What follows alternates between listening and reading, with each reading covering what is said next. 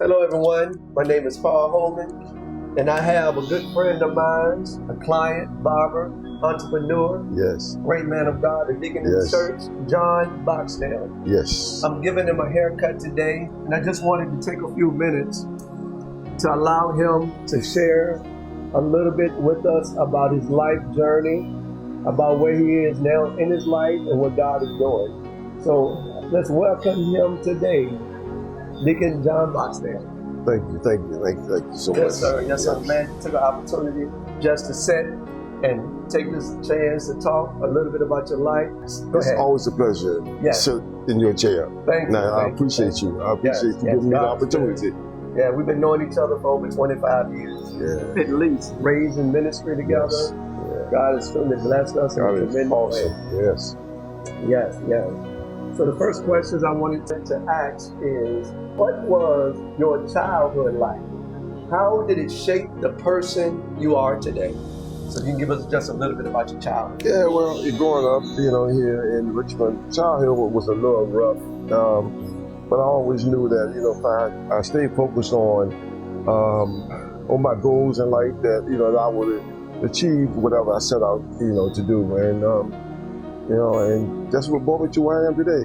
God has been good, and yes, I face a lot of challenges in life, but, I thank God I've been able to overcome a lot of them. But, it's still, always a progress in work. Yes, yes. A work in progress, I'm sorry. Yes, we're good.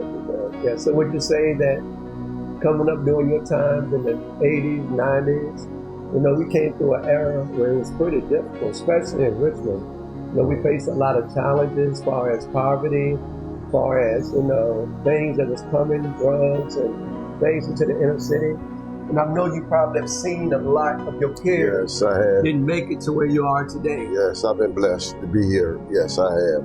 Yes. It's been a struggle, but yeah, always keeping, even as a youngster, always keeping God first. Growing up in the church, I had having goals, and and being obedient. Yes. I can say I'm blessed. I really am. Awesome. And now one other question I want to ask to that before we go to our next question. Looking at your life from when you was young, coming up, could you see where you are today? And what I mean by that question is, did you think, because I know you personally, God has blessed you and your wife in a tremendous way. Yes. Without going into many details, y'all are blessed, financially blessed, spiritually blessed. Yes. You have a good wife that supports you in everything that you do. But just looking back then as a child and looking to where you are today, could you see and would you have known that you would be the man of God that you are right now? No, I'm going to be perfectly honest with you, no. Yes, that's why I want you to just share. I will be honest with you, no. I would have never thought that I would be in the position that I am in today. Growing up in Richmond as a kid in poverty, it was so hard, very, very hard. And not finishing high school, and having the jobs that I've had in the past, it has nothing been but God. I'm gonna be honest with you, but God, and also my wife, a major blessing. Been knowing her. She's an awesome woman of God. Yes. Yeah, very supportive. I know she supports you in so many ways. Yes, God bless her with an awesome wife and family. Yeah. And just see what God is doing. Yeah. And I can identify what you're saying, because even though I was raised in a good home, but my family and I, we struggle with alcoholism. And that's part of my testimony. As a young teenager, we would drink, we would smoke, we would eat different things. Same. And I went through situations where I backslid, gave my life to Christ. But it ain't about my testimony, we're talking about yours. But you know my testimony. Yeah, I do. So I'm saying personally. It's amazing to see where we were. Yes. When we should have been dead. Yes. Should have been in prison. Yes. Should have been in situations where we're not alive today. Yes. But God is awesome, man. God, like you said about our wives, I've been knowing her ever since 8th grade. 8th grade. Never thought that we would be married. How did y'all meet in high school? High school, but in school? In school, middle school, we were the same school bus. What? Yeah, same school bus.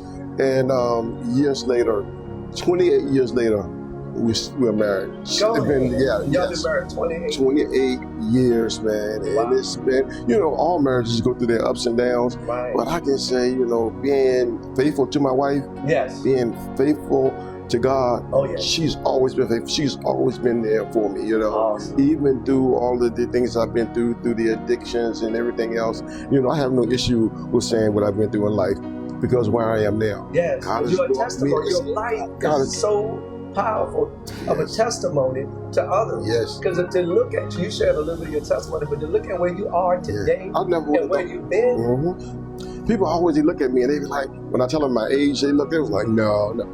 For the things that I've been through in And if life. you don't mind, how old are you? 55 years old And now. you'll never believe. 55. You're like to be in your 30s. Yeah, You know what I'm 55. God has been awesome, man. So I thank God for everything that He's done. I thank God for just having me here now. Just being so powerful and when I look at my home now, I tell you before, it seems like growing up, every time when it was time for rent to be paid, we moved. It was like rent time was up. I went to Churchill, Southside, Northside, all over the place. But now I can say I'm a homeowner. Yes. Beautiful homeowner, beautiful cars, a beautiful wife. I mean, a wife that loves God, and all I can say, honestly, I'm not trying to be so spiritual. I'm just being real. I'm being real, man. This because is exactly what God's done for I'm telling you, I'm not sitting there, saying, oh, this is because of that, because of the camera. I'm saying I'm a living testimony, man. I've been shot at, I've been through so much, and just to know I made it out, because a lot of, you hear people say it all the time, oh, my friends are in jail, prison. That could have been me. Wow. It could have been me. And for me to be here now and I call myself being successful, to come from where I am to where I am now. Yes, it's a miracle. Yeah. I'm what it'd be like not to have food on the miracle. table, or not to have clothing for Yes. school or shoes to wear. I know it's the holiday season. I can just say, I remember coming downstairs one year, we not even having a Christmas tree. I thought my parents was, kidding. I thought they was gonna get up in the middle of the night and shake me up. I woke up and I went downstairs, no Christmas tree. At 7 years old. Wow. What do you think a kid? Yeah. A kid at 7 years old, not having anything, not even having a Christmas meal. Wow. That's so. I know that had to be difficult. Yeah. So look, I thank God. Yes, God has done some powerful, amazing things. Yes, He has. In your life. Yes, He has. All right, the second question I have, we only have 4 questions. Can you describe a moment or experience that changed your life?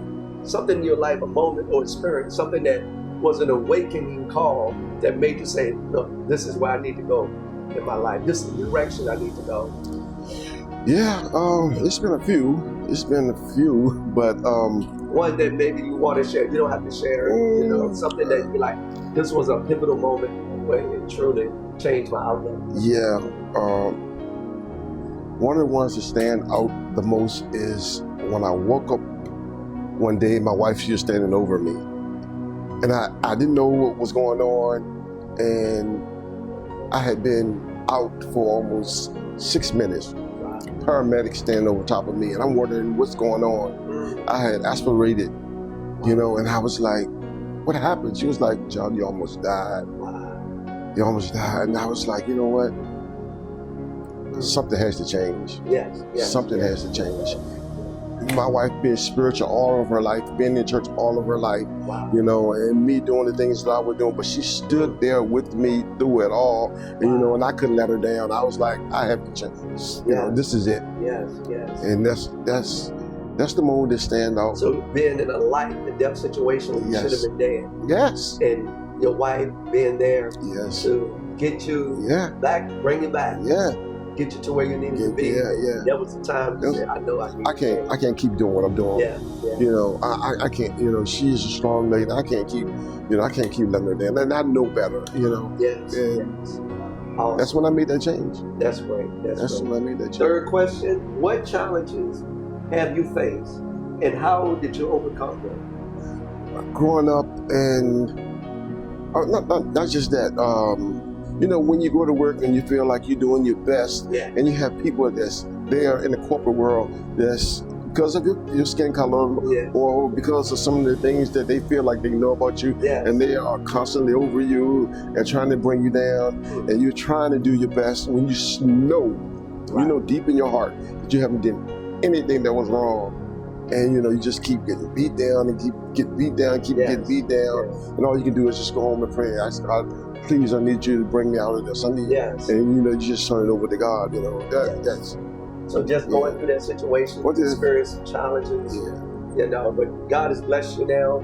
You've been a barber, and I want to go back to that for many years, over 20 years.